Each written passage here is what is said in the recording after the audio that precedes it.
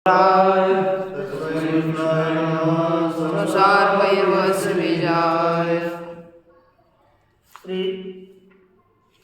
विश्वनाथ पंचानन भट्टाचार्य द्वारा विरचित न्याय सिद्धांत मुक्तावली का विचार करते हुए न्याय सिद्धांत मुक्तावली के सिद्धांत व्याप्ति का विचार करते हुए हम लोग ये तीन पक्षों का विचार कर रहे हैं।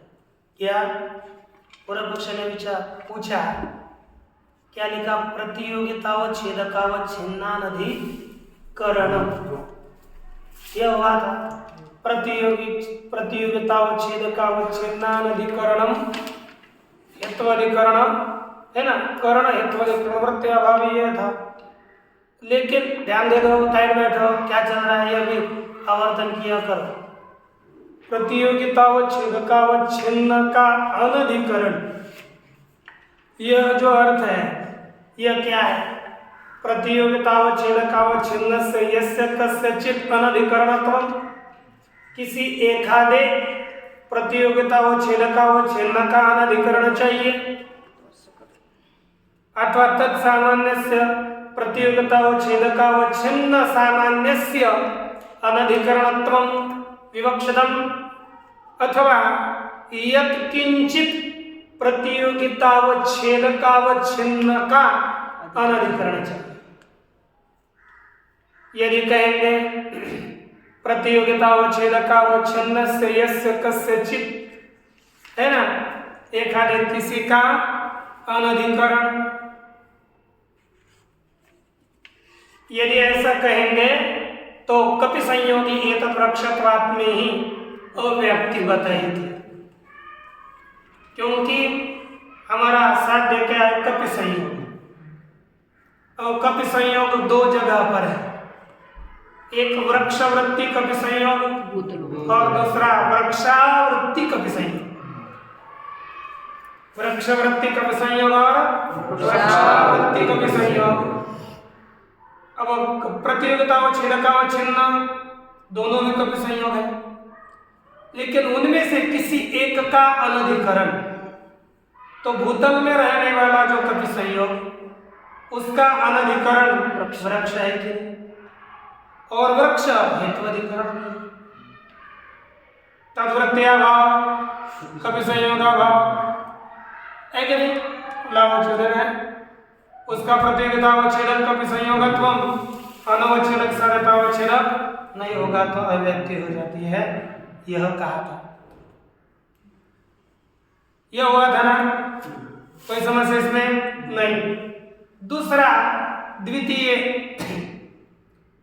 अब कहेंगे कि प्रतियोगिता व छेदका व छिन्नस्य सकलस्य अनधिकरणम। क्या लिखा? प्रतियोगिता व छेदका व छिन्नस्य सकलस्य, सब का अनधिकरण यदि हम मानेंगे तो सबका अनधिकरण मानना है, तो इस अवस्था में क्या होगा? तो देखो क्या है? पर्वतो वन्यमान धूमात्,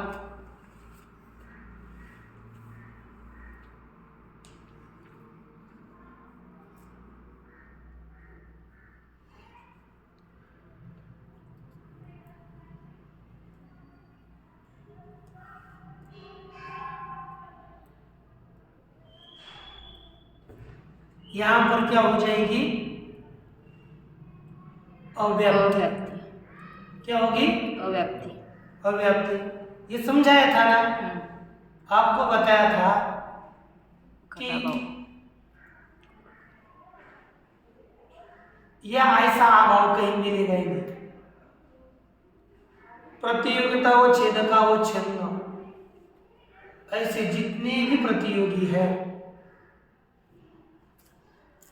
उन सभी प्रतियोगियों का अनधिकरण, यही था ना।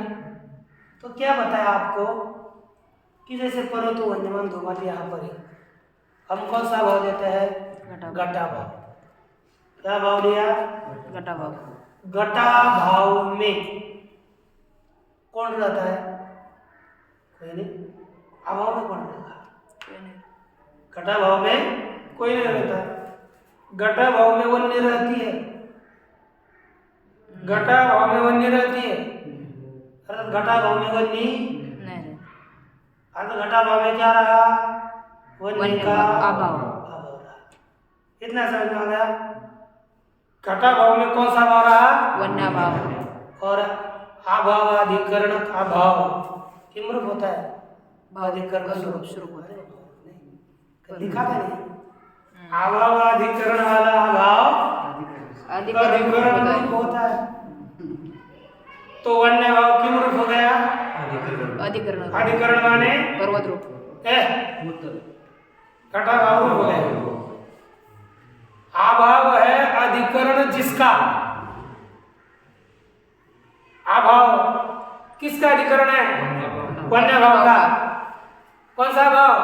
घटा भाव है अधिकरण जिसका। ऐसा भाव वन्य भाव, वो अधिकरण रूप होगा माने घटा भाव रूप होगा। अधिकरण उसका लिया नहीं ना, हमने घटा भाव में वन्य भाव लिया है, नीचे का कोई लेना देना नहीं।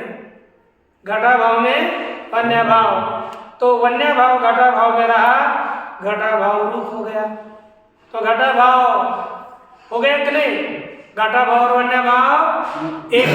घटा भाव और वन्य भाव उसके प्रतियोगी दो। घट और वन्य। घटा भाव के प्रतियोगी कितने हो गए? दो। घट और वन्य। उसमें दो प्रतियोगी है, एक घट। तो घट का पर्वत अधिकरण है कि अनधिकरण है? अनधिकरण है। वन्य का अधिकरण ही है। तो सकल प्रतियोगियों का अनधिकरण बना। सकल में वन्य भी आ गई कि नहीं? उसका इस रीति से सकल प्रतियोगी में वन्य भी प्रतियोगी बनी घटा भाव की, तो उसका वन्य का तो अधिकरण ही बनता है, अनधिकरण होता नहीं। इस तरह से कोई भी अभाव लक्षण घटक नहीं होगा। लक्षण घटक न होने से अव्यक्ति होगी। अभाव ही नहीं लेंगे, अभाव मिलेगा ही नहीं। कोई मिलेगा। आप बोलोगे नहीं हम पट भाव लेंगे, पट भाव में भी घटा भाव है, वन्य भाव। वन्य रहती है नहीं रहती? सब में साध्य का भाव रहती है। सब में उस साध्य को हम प्रतियोगी बनाएंगे तो क्या होगा? अव्यक्ति। ये आपको उस दिन बताया था। अब इसके बाद यदि चो ऐसे चल रहा है ना, यही एक दूसरा है। यदि चो घटा भावादौ वन्य भावादि भिन्न इति उच्यते। अब अभी बताया था आपको वन्य भाव कैसा है, घटा भाव रूप है, क्योंकि हमने ये देखा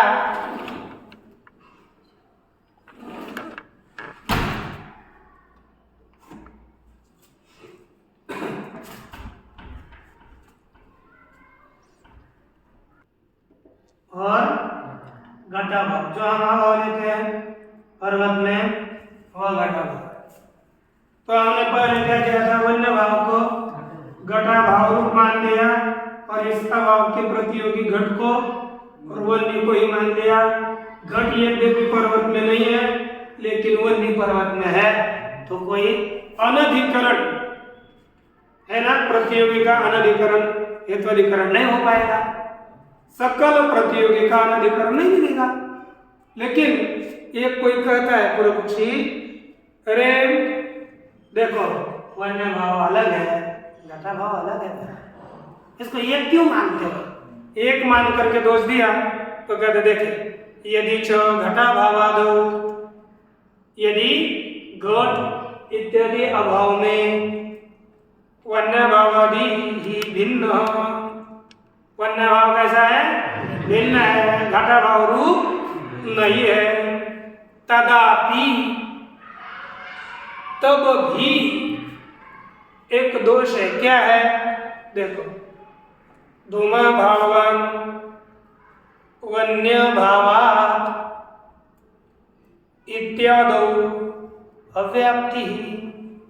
किसमें? धूमा भावान वन्य भावा।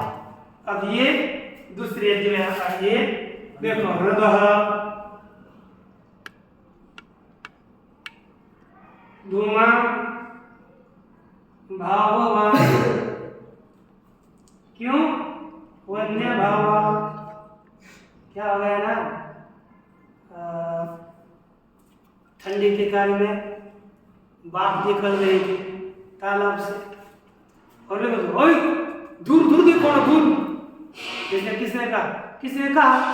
अरे गलत है, वहाँ तालाब है, तो उसमें दूर है ना। लेकिन ये कहते नहीं, हृदय अनुमान किया, वो धुआं भावान, वो तालाब धूम वाला नहीं है। क्यों?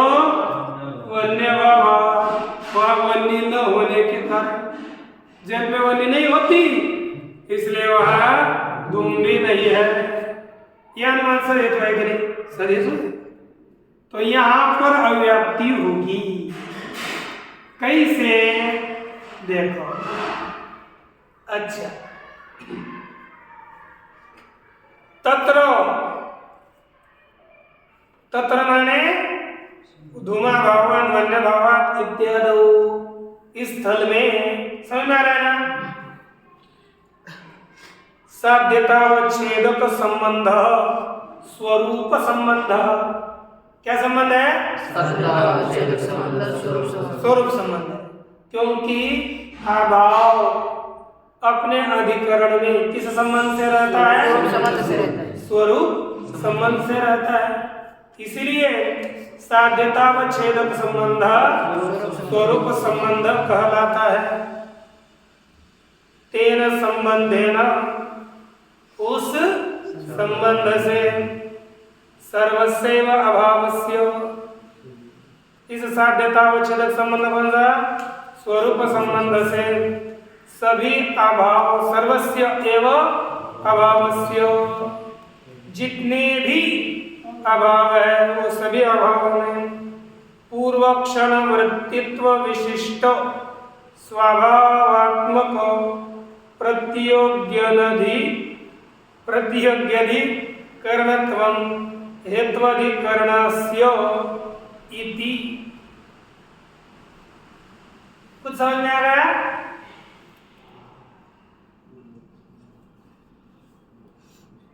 देखो, तत्र स्वरूप संबंध के द्वारा सभी अभाव, हमने कहा ना, साध्यता व छेदक संबंध से अनधिकरण होना चाहिए। यही है ना? अनधिकरण किस संबंध से? साध्यता व छेदक संबंध से, है कि नहीं? अब यहाँ पर साध्यता व छेदक संबंध क्या हो गया? स्वरूप संबंध। तो हमने हृदय में किसका भाव ले लिया है? घटा भाव। चलो घटा, क्या लेंगे? घटा भाव। कौन सा लेंगे? देखो, तत्र तेन सर्वस्यैव अभावस्य, जितने भी अभाव है वे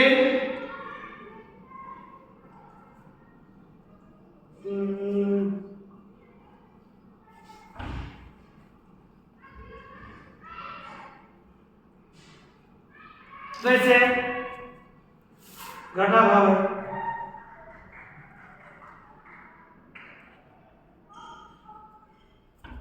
पूर्वक्षण वृत्तित्व विशिष्ट घटा भाव।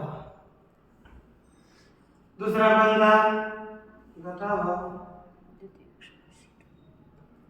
द्वितीय क्षण वृत्तित्व विशिष्ट घटा भाव।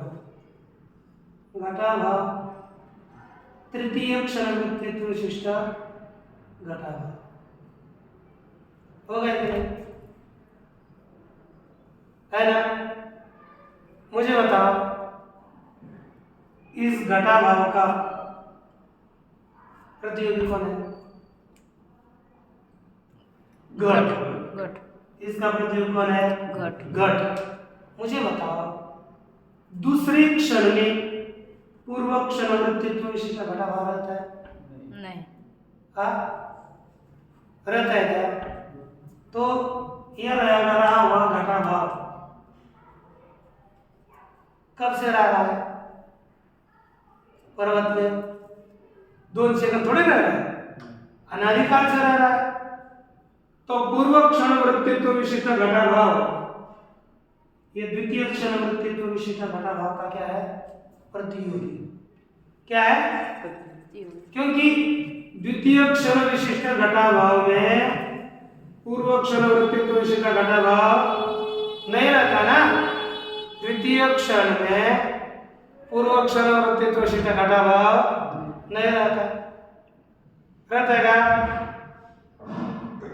तो द्वितीय क्षण वृत्तित्व विशिष्ट घटाभाव का पूर्व क्षण वृत्तित्व विशिष्ट क्या होगा? घटाभाव प्रतियोगी। और वह प्रतियोगी स्वरूप संबंध से क्या रहता है? रद में रहता है। तो प्रतियोगी का अनधिकरण नहीं बनेगा। उसी दिन भी बताया था, लेकिन निवारण क्या किया था? सारे अवच्छेद संबंध को लेकर। तो यहाँ पर बोलते हैं, देखो, पूर्व क्षण वृत्तित्व विशिष्ट स्व अभावात्मक प्रतियोगी। कौन? स्वयं का अभाव रूपी प्रतियोगी। स्व अभावात्मक, खुद का अभाव रूपी प्रतियोगी अधिकरणत्वम हेत्वधिकरणस्य, उस प्रतियोगी का अधिकरण ही हेत्वधिकरण होता है, अनधिकरण हेत्वधिकरण नहीं होता। इसलिए लक्षण नहीं जाएगा तो अव्याप्ति होगी। अब रहा तृतीय लक्षण दे। तृतीय में क्या है ना? तृतीय नहीं, पहले आपको शंका समझ लेनी चाहिए। तृतीय में क्या लिया? यत्किंचित प्रतियोगितावच्छेदकाव चिन्हानधिकरणत्व। क्या है तृतीय? लिखा है महाराष्ट्र। ओ, क्या है तृतीय? उत्तर ना